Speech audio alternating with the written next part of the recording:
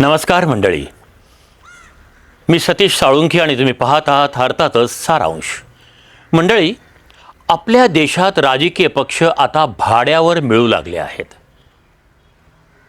म्हणजे भाड्यावर मिळू लागले आहेत, केवळ राजकीय पक्षच नव्हे तर भाड्यावर मिळू लागले आहेत नेते, सत्तेतले आणि विरोधातलेही. इतकंच काय, आता भाड्यावर मिळू लागले आहेत चळवळी देखील. तुमचा विश्वास बसणार नाही, पण हे सत्य आहे. ते कसं पाहूया. मंडळी, महाराष्ट्राची भूमी ही गौरवशाली भूमी आहे. शाहू फुले आंबेडकरांच्या विचारांची ही भूमी आहे. शाहू फुले आंबेडकरांच्या विचारांची प्रेरणा कोणी घेवो किंवा न घेवो, पण महाराष्ट्रातून पक्षफुटीची आणि बंडखोरी करण्याच्या पद्धतीची प्रेरणा मात्र संपूर्ण देश घेतोय.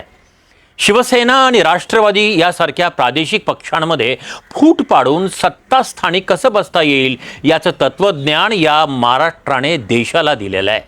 अनेक राज्यात हे तत्त्वज्ञान अंमलामध्ये आणलं जात आहे, अगदी श्रद्धेनं. पण त्याच्याही पुढचं पाऊल पडलं आहे ते पश्चिम बंगालमध्ये. तृणमूल काँग्रेसची गद्दारी केलेल्या 20 बंडखोर खासदारांनी एका अशा पक्षामध्ये प्रवेश केला आहे, जणू काय हा पक्ष भाड्यावरच त्यांनी घेतलेला आहे. आणि या पक्षाचं नाव जे तुम्ही आयुष्यात कधीही ऐकलेलं नसणार हे मी तुम्हाला सांगतो. त्या पक्षाचं नाव आहे nationalist citizens party of India. Bharat हा लोकशाही प्रधान देश आहे. या देशात सत्तेचे मालक आता भाड्याने पक्ष देखील विकत घेत आहेत. आणि सर्वात हास्यास्पद गोष्ट तर पुढेच आहे. तृणमूल काँग्रेसचे जे 20 गद्दार खासदार ज्या पक्षात गेले, तो nationalist citizens party of India हा पक्ष एक कौटुंबिक पक्ष आहे.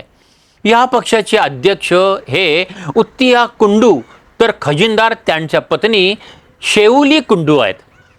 आणि राजकीय निर्लज्जपणाचे उदाहरण म्हणजे हा पक्ष जेव्हा स्थापन झाला तेव्हा तुमच्या हक्काचे रक्षण करण्यासाठी दलबदलूंना नाकारा अशी घोषणा देत 2023मध्ये त्रिपुरा विधानसभा या पक्षाने लढवली होती.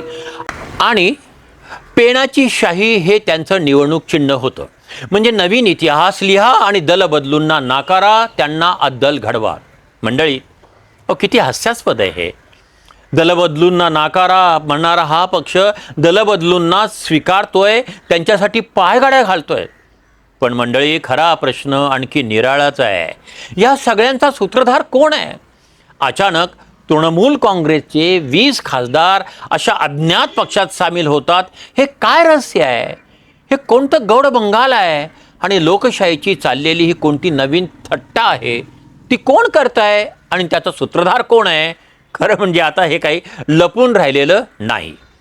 ममता बॅनर्जी यांनी ज्या खासदारांना 5-5 वेळेस तिकीट देऊन खासदार केलं, ममता बॅनर्जींच्या एबी फॉर्मवर जे खासदार 40-50 वर्ष खासदार म्हणून राहिलेले आहेत, त्या सगळ्यांनी ममता बॅनर्जीला सोडून आता ते nationalist citizens party of India या कोणालाही माहीत नसलेल्या पक्षामध्ये सहभागी झालेले आहेत.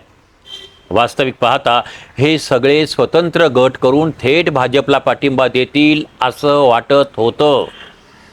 पण ते या पक्षात सहभागी का झाले याचं कारण मात्र कायद्याच्या कचाट्यातून वाचण्यासाठी अशा प्रकारचा प्रवेश करणं जास्त सोपं होतं.